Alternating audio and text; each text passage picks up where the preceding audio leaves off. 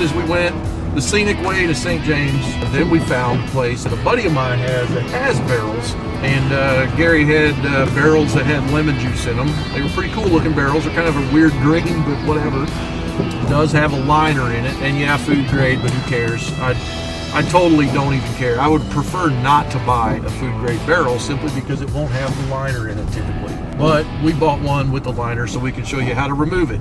Anyway, now we're heading to the shop. We're gonna unload this barrel and drill a couple holes in it and burn it out. It's a good one. I'm skeptical.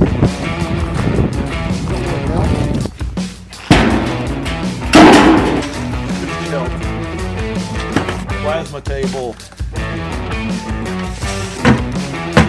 Oh, I guess the scrap guy ain't coming today. He said today.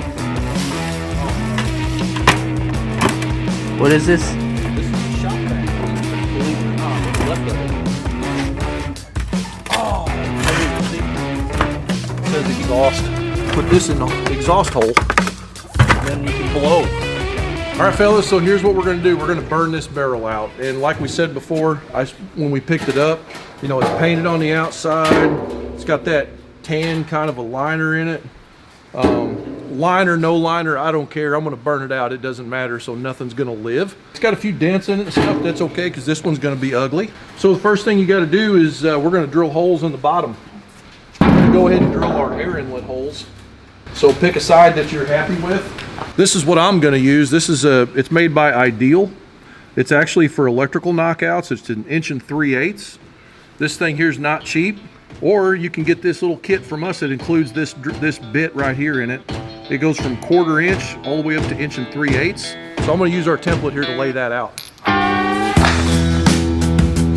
So if you notice, I've got this ugly barrel. If you got our template, we have a deep dive video that shows you how to use this template to lay out your barrel on our website. This end up for air inlet holes. Here's the center line. We're just gonna put that somewhere.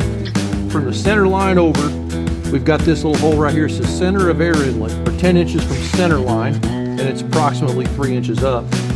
Mark that hole, and then just kind of hold everything together as you rotate. That's all we need for now. We're gonna drill those 2 holes, get it burning. So here's one of our holes right here. Now I'll tell you, when you're using this kind of a bit, if you notice that pilot bit's tapered, when you poke through and this part grabs, you might want to not push a lot of pressure. Just let the drill bit do the work, because I've had these grab and snap off before. See how that just grabbed and went real fast? If you're pushing hard, it could grab and snap.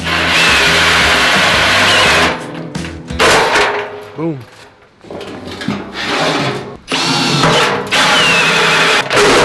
Boom. Now we're gonna build fire. This is our shop vac. This is just a bucket vac. It says exhaust. Put your hole in the exhaust hole and this will blow air, a lot of air. This hose melts, so I don't want my hose to melt. So I get a piece of tubing that fits inside that air hole, just like that. I'm just gonna stick this up against there and I'm gonna tape the crap out of it to keep it together.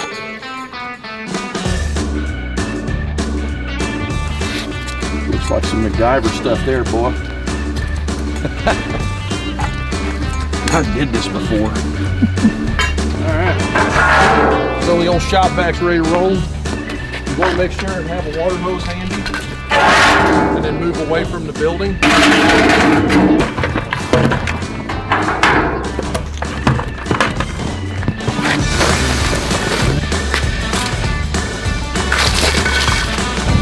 Those will do that. Tumbleweeds. Burn for 8 minutes.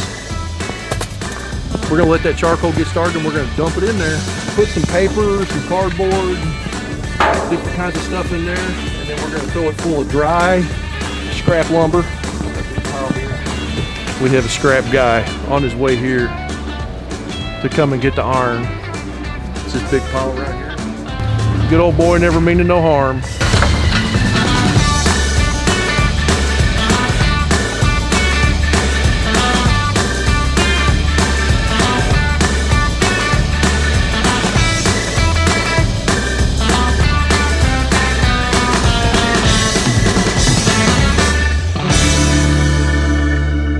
Okay, after a brief interruption with the scrap guy, he came, and now Tom's sweeping up the disaster that's left over there. Anyway, now we're gonna light up this barrel here, so sip of coffee and then I'll get at it. Here we go. Tried to keep it dry. Let's do that. Set that off the side for just a second. Stand your wood up vertically.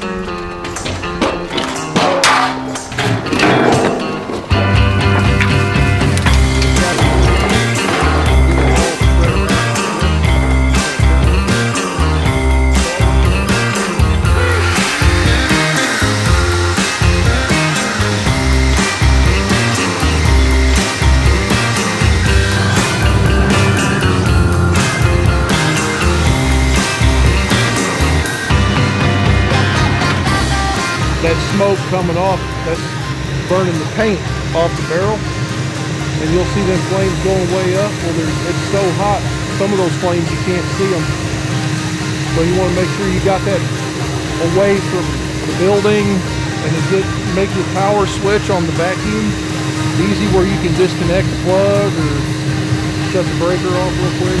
And they'll still burn pretty hot once you shut that switch off, you know.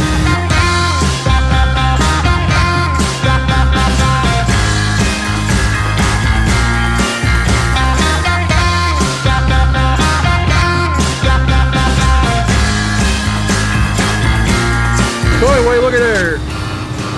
Paint's pretty much all gone on the outside.